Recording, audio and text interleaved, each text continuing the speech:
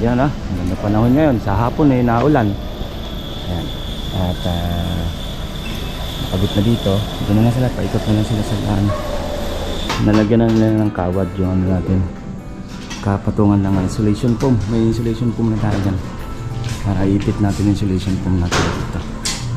Ito yung kanyang para makita ng iba. Stainless siya, 304. Ayan 304. Then 0.5 yung kapal. Hindi ka basa-basa ng gubingin. Stainless natin. Yan talaga 304. Ang ordinary nito na stainless, yung medyo makintab, malinaw. Yan, kinakalawang yun. Ito, di basa-basa kakalawangin kasi 304.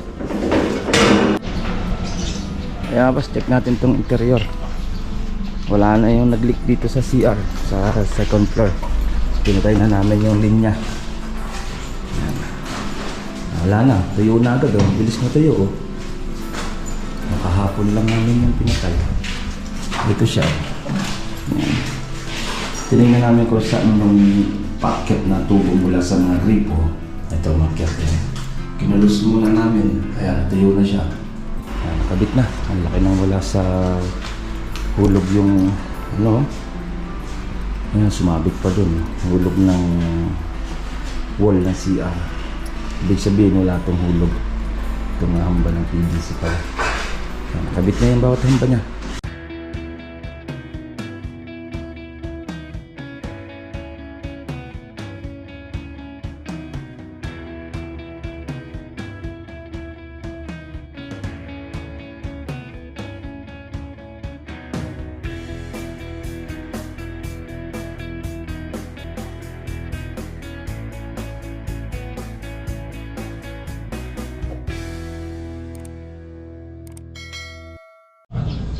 Yeah, my boss, good morning.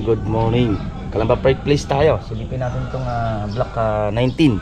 Yung roofing. Paliparin na rin natin drone. And then yung block 9 Kalamba Park Place na lineya din. Check na rin natin. Paliparin natin itong drone. Itong Kalamba Park Place. At sa ang dami nagre-request sa atin na magpalipad ng drone sa 13 Martres ng Cavite o sa Duwadlan 13 Martres ng Cavite. Abangan nyo. Siguro ngayong Sabado papalipad tayo ng drone doon. At check natin mga boss.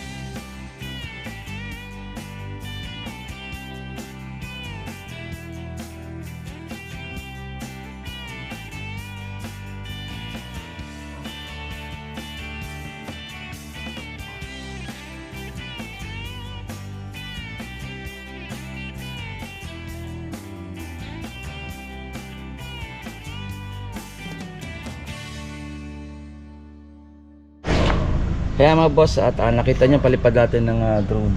Gutter na sila, pagpapraso na lang.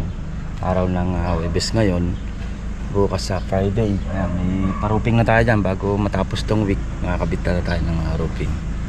Okay, tara samahan niya ako. Check naman natin sa interior. Yan ang ganda panahon ngayon. Sa hapon naulan. Ayan. At nakabit na dito. Dito na sila, paikot na lang sila sa daan. Palikod na sila. Check natin mga boss. Okay, dito muna. Yung naglilik ng tubig. Natin ito naglilik. Ayan. Pinatay nila yung tubig. Ayan. Sa ano niya, CR ng second floor. Naglilik yung ano niya, flooring. Pa waterproofing na lang yan. And then palitan ng water line din. Then hindi naman maglilik yan dahil wala mang gumagamit sa CR. May tubig lumalabas. Ibig sabihin yan sa ano yan, sa kanyang mga water line. Kasi yung block 9 natin Calamba Fireplace, dito natin nakita yung PVC na kulay blue o water line niya. Kinulose natin. Check natin din mamaya ito mga boss sa block 9. Kahit matapit sa taas.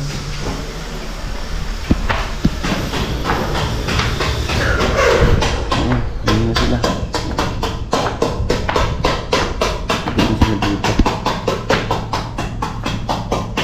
Tapos nalagyan na nila ng kawad yung ano natin, kapatungan lang ng insulation foam. May insulation foam na tayo dyan para iipit natin yung insulation foam natin dito. Okay,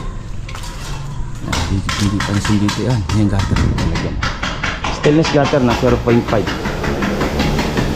sakto gutter natin. Siyam lang kasing gutter ang pasok dito sa Linea. Okay, sabit na. Sunod ito, bubong na. Dito sila ng bubong. Ayan o, ginagawa na ng baso. Ito yung kanyang para makita ng iba. Stainless siya, 304. Ayan o, 304. Then 0.5 yung kapal. Hindi ka basa-basa ng gultingin. Stainless natin. Ito lang 304. Ang ordinary nito na stainless, yung medyo makintab, malinaw. Yan, kinakalawang yun. Ito, di basa-basa kakalawangin kasi 304. Kaya mga boss, at silipin naman natin itong Calamba Fireplace natin, isang project na Linea. Yung interior na ginagawa natin, block 9 naman yun. Ito yung block 19 na binuksan natin ng Martes lang pagkatapos ng election. Okay, tara, check natin mga boss yung update ko kaya pag nandun ako sa block 9 naman ng Linea. Mga boss, dito na tayo sa Calamba Fireplace din ng block 9. Check natin itong Linea project natin, itong interior na ginagawa. Let's go. Mga boss, check natin itong interior. Wala na yung nag-leak dito sa CR, sa second floor. Pinatay na namin yung linya. Yan. Wala na, tuyo na agad. Bilis na tuyo. Kahapon lang namin yung pinatay. Ito siya. Yan. Tinignan namin kung saan yung packet na tubo mula sa mga gripo. Ito market. Kinulus muna namin, kaya tuyo na siya. Yan, kasi hindi mo naman basa-basa mahanap kung saan yung tinakbo nila dyan at tumatagos yung tubig. Naging yan, kaya kita nyo may basa pang kapiraso. Wala na yan. Ganito rin yung mangyayari doon sa block 19, yung pinapalitan na roofing. Pako-close din natin para di na magbasa yung second floor niya. And then papalitan na ng PPR pipe, linya na ng bago hanggang doon sa may contador. Okay, check natin dito sa kunting pasilip tayo dito sa second floor natin. Ayan, masigla na tayo para sa ating mga kesame. Ito lang, miniintay na lang dito. Pwede na lang bakbakin na rin naman ito. Yung lumove yung wall para lumaki yung CR. Ayan, nakabit na. Ang laki nang wala sa hulog yung ayan, sumabit pa dun. Hulog ng wall ng CR. Ibig sabihin wala itong hulog. Itong hamba ng PVC pala. Ayan, nakabit na yung bawat hamba niya. Masilyan na yung ito yung isang room. Ito siguro gagawin nilang master bedroom. Ayan. Sila na yung bawat ano niya. Yun ito, small lang naman to. Living area nila. Lalagyan na lang ng sofa. Binubuo na yung cube dito. Location ng cube. Tapos to, kakalang papaislab ni client. Itong kapiraso. Tapos yung railings, dire-diretso lang. Okay. So may chandelier naman tayo. Hindi naman lang abutin yung chandelier natin. Ay, layo naman pala. Okay, yan natin yung kasilip. Ayan mga boss, yan ang ating kunting pasilip ng Block 19, Block 9, Calamba Park Place. Ayan. Yan yung linayan natin project, yung pinaliparan natin drone, tsaka ito okay na, yung leak talagang nawala na. Patayin ba naman namin yung linya ng water line eh. Ganun din gagawin namin doon sa kabila. Talagang obligadong palitan na ni client ng ano yan, PPR pipe dahil ang nakalagay dyan yung kulay asul na tubo. Okay, update ko na lang kayo by bukas na lang sa ibang project natin. Siguro Sabado sa Woodland 13 Martires tayo ng Cavite. Okay, ang ganito lang boss. Ingat-ingat tayo. Bye-bye. Ito pong J. Uragon Vlog, napakaganda po ng channel na ito, no? Tungkol po ito sa construction. Actual construction po ang channel na ito, no? Pag pinanood nyo po ito, panalo po kayo sa channel na ito. Napakaganda po ng mga video niya. Lalo na pong magaganda, no, yung mga iba't ibang design niya. Kakaiba po yung mga iba't ibang design niya sa mga kisame.